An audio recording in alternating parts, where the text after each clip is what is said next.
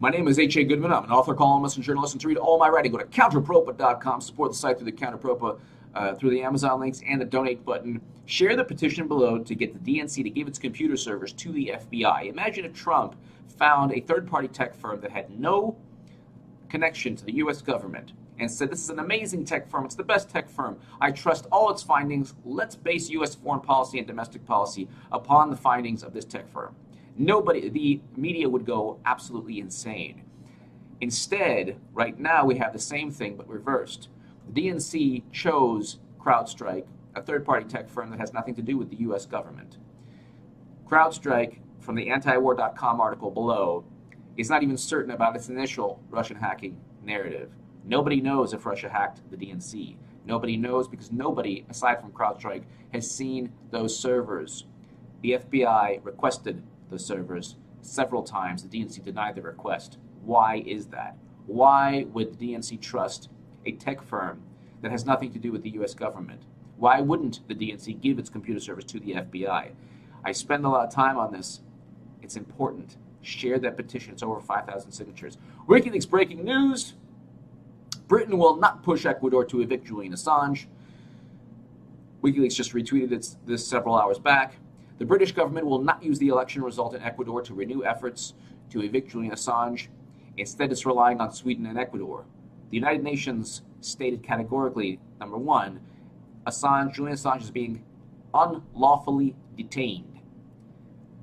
He has never been charged with a crime. You've heard that fake news narrative from journalists throughout the United States saying that Julian Assange is charged with a crime. He has never, since facts matter and truth matters according to Time magazine, the truth and the facts are that Julian Assange has never been charged with a crime. The truth and the facts are that the United Nations states categorically, not only is he being unlawfully detained, he's owed compensation. The US, UK, and Sweden owe him money. You haven't heard that much. You haven't heard a lot about that from the fake news stories in the Washington Post and elsewhere. He is actually owed compensation for everything he's going through. WikiLeaks is a publisher. He's protected as a publisher. He's a publisher, and he's not a hacker. WikiLeaks doesn't hack. Okay, Marino. In a pre-election interview, candidate Guillermo Lasso said he would cordially ask Senor Assange to leave within 30 days. Assange then tweeted, "I cordially invite Lasso to leave Ecuador within 30 days." He later clarified it was a joke, referring to allegations of attack, saying he wished Lasso the best. Okay. Assange's legal team has objected strongly to the politicization of their clients' ongoing need for refuge. They reportedly had a contingency plan. Okay. This is an issue for Sweden and Ecuador. We encourage both countries to find a resolution. Assange is being unlawfully detained. Imagine if your life, the news that you learned, revolved around the Washington Post.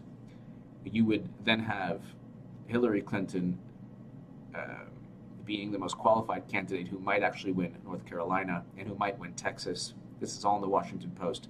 You'd have the New York Times, Nate Cohn, talking about how the electoral map, 3 days before the election, Hillary Clinton has a solid lead in the electoral map, a solid electoral college lead. That's almost verbatim from the article. And then you would never have known that Bernie Sanders was cheated. Donna Brazile would still be at CNN. Debbie Wasserman Schultz would still be DNC chair. Imagine life without WikiLeaks. We wouldn't have known about the truth about the Iraq War, about domestic spying with Edward Snowden, Chelsea Manning, everything. We wouldn't have known all these things. People in power don't want their own words used against them. That's why we need WikiLeaks. Give me your thoughts below. Thank you so much for listening. Today's media is so fake that half the time they're not even where they claim to be. Have you heard of the green screen? I'm going to kind of show you what the green screen looks like, just in case you're not familiar with it. Many people in CNN, Fox News, They claim to be in one location when they're not. They're actually in a room like this called the green screen room. Well, if you think CNN and Fox News is nothing more than fantasy entertainment nowadays, well, a little illusion like this is not going to hurt anybody, I guess. But what would happen if one of the CIA assets that work for CNN, like Anderson Cooper, or a CIA asset like Hannity, decided to fool their audience and trick them? Well, this would be the perfect tool to use, the green screen, because you could actually say that you were sitting in the embassy, say like in London, the Ecuadorian embassy. You could say you're sitting there and look at the background, how real it looks. But in reality, you're in the green screen room. Yes. It's all an illusion, and a pretty convincing illusion at that. Imagine the money that Hollywood is saving. CNN, Fox, they're saving a lot of money. Now, one of the issues with the green screen room is the shadow. Getting the shadows just right is not easy. Now, it's possible. Imagine this guy. This looks like he's out in front of the, supposedly he could be out in front of the Ecuadorian embassy for all we know, whatever he says he is. But then, boom, we find out he's not. Let's watch it again. Look how good the shadow is. He does pretty good with the shadow. He claims to be out in front of somewhere, but in reality, this is where he really is.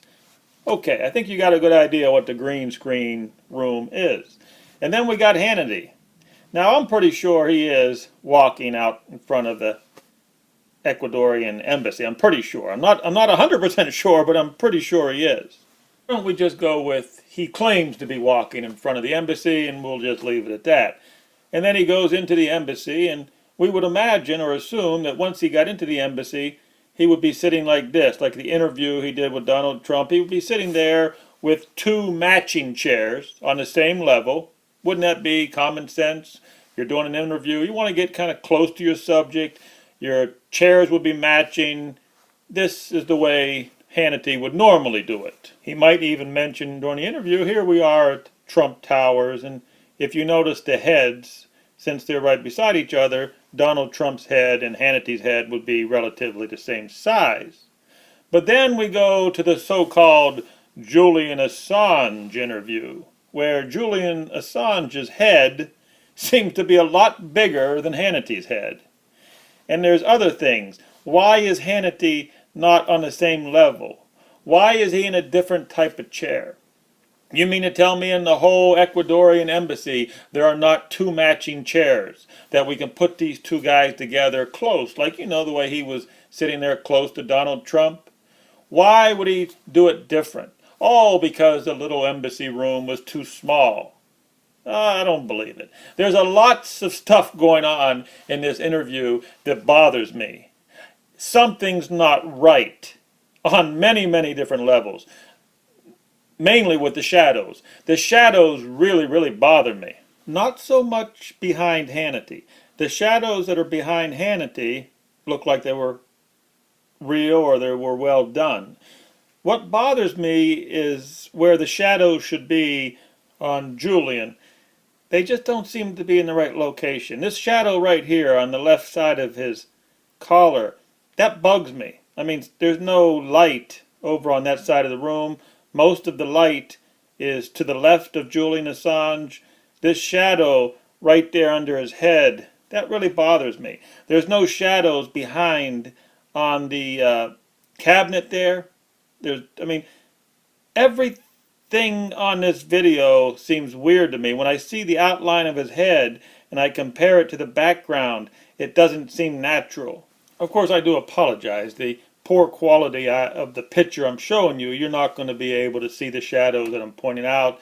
All these details are not going to be easy to see here. I just point them out for you so then you go back to the original video, you watch it, and you start asking, why is this shadow here if there's no light on that side of the room? And why is the shadow, I'm just asking you, if you're going to watch this video, go back and watch it again and look at the shadows and tell me you don't think something's amiss. I'm here to tell you that this is probably an illusion.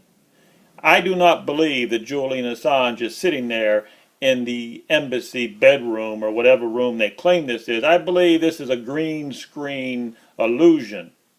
And I believe that Hannity is trying to fool his audience. And that's weird because listen to what he said during the interview. Dishonest? They're not identifying it to their audiences. They claim that they're objective journalists. It's ethically corrupt. It's funny that he would use words like that, dishonest, not disclosing to his audience where he might be or where Julian Assange might be. You assume that he's there. He tells you he went to London. Let me ask you this. If it were to turn out that this was an illusion, that they used a green screen and they really weren't where they were supposed to be, would Hannity lose his job, or would they just give him a 3-month vacation like, who was it, Brian Williams? Brian Williams was lying to his audience and he just came back. It doesn't matter. It's all entertainment now. But I tell you, I just got to go with my gut feeling. And when I watched this video, this interview, I thought there was so many weird things happening. It just didn't seem normal. It wasn't regular. And when I look at the shadows, I ask you, go back and watch the interview. Look at the shadows. Look at the icon. You know what's really weird?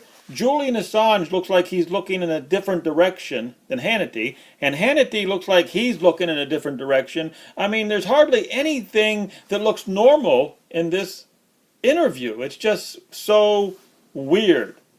It makes me think that they're trying to pull one over our eyes here. I think it's an illusion. I think it's a green screen studio effect. I don't even believe that Julian Assange is in the same room with Hannity. That's how weird this is. I believe that these people are trying to pull something so manipulative. I believe that Hannity's in one room. Hannity may even be there in the embassy room, and I believe Assange is somewhere else. And somehow they put this together. I mean, this is technology working. Trust me, this technology is available, and I just ask you to keep an open mind. Go back and watch the video. Go back and watch the interview now if you didn't know about this technology and say, hey, anything's possible. These bastards are trying to fool us, but they're not doing a very good job of it, I can tell you that.